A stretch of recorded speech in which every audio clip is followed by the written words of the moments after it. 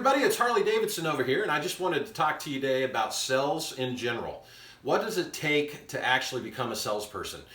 Are you the right person to become a salesperson? These are all questions that you have to ask yourself. And then there's layers of sales as well. So do you really want to be an order taker, or do you want to actually be a salesperson? Now there's a clear identifier between those two. The most clear identifier between those two would be, do you handle conflict and rejection well? If you don't handle conflict and rejection well, if you don't feel like you can run towards conflict and rejection, then being a true salesperson is probably not for you. But I can tell you this, that as long as you can handle the fear and the internal fear that you have when you might not get a paycheck because you're 100% commission, because real salespeople actually get paid exactly what they're worth. When you sell something, you get paid. When you're not selling something, you're not getting paid. So the benefits to that is that makes your time, and it makes the company time. So as long as you're satisfying your company obligations, it will free you up to have a lot of freedoms that most people in industries never ever have.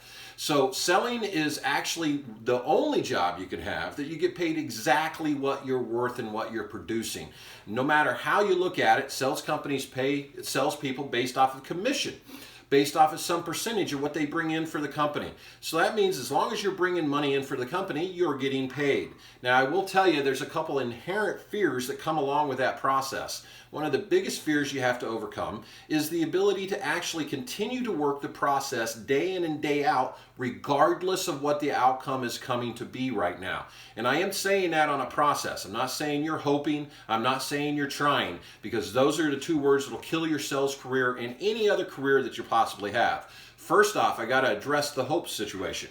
Hope is not a strategy. I want you to remember those words. Hope is not a strategy. Hope belongs in church, all right? There's nothing wrong with hope. There's nothing wrong with hoping that you're going to have a great year. But I'll tell you what, enter into the sales business, have a bad month, have your manager ask you, well, what'd you do this month to make your month a better month? And tell them, oh, I was hoping. I sat at my desk and I was hoping that it would actually come true.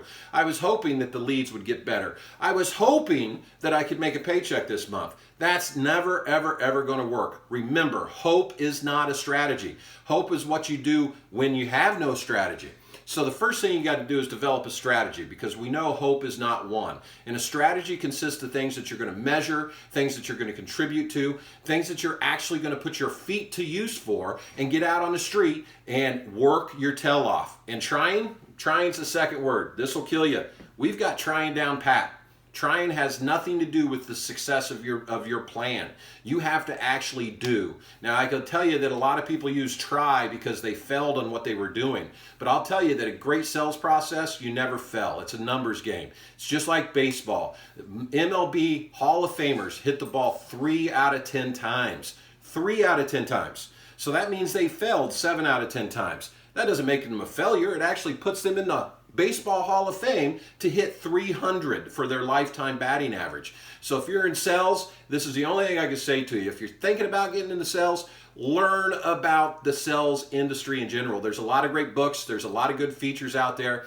But one of the first things you have to realize is when you go for that first interview, and let's say you're selling washing machines, you're selling dryers, you're wanting to sell something at Best Buy, and you walk in the door and the first question the interview is going to ask you is, why do you think sales is good for you?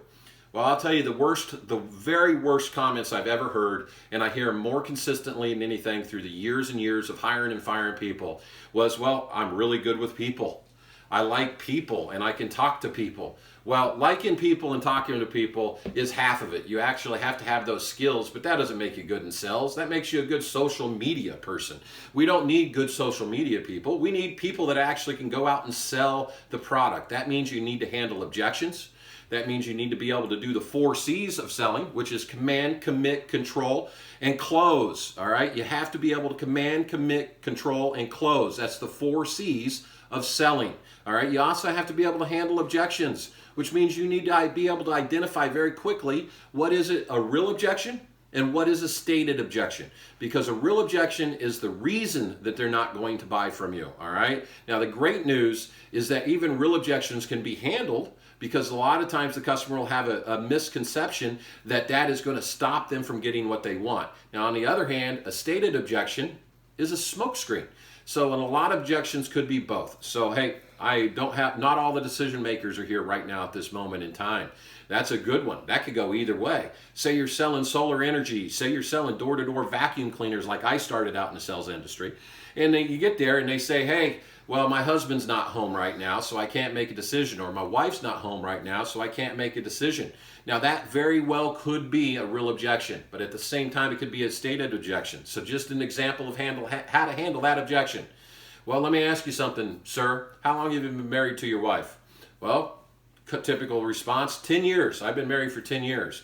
Well, let me ask you something, sir. Did your wife know that we were going to have this vacuum cleaner presentation for you today?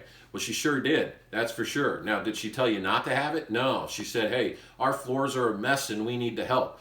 Well, now, you've been married to her for 10 years. So what do you think she would think about this product? What do you think she would think about this?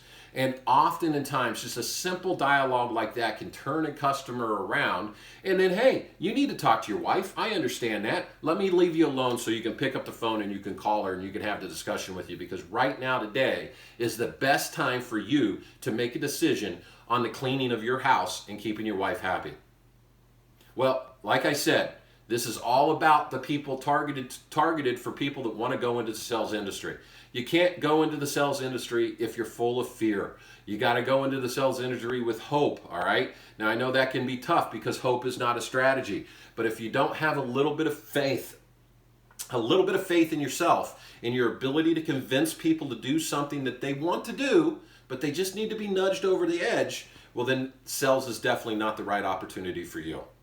With that being in mind, I just want to leave you with the last two thoughts again. I want to make sure that I drive this point home. Hope is not a strategy. You can't hope your paychecks get big. You got to work. You got to use the footwork. And trying, like I said, we've got trying down pat. The sales industry is full of people that are trying to make a paycheck. We're looking for people that can. We're looking for doers, not for triers. Thank you a lot. Once again, it's Harley Davidson.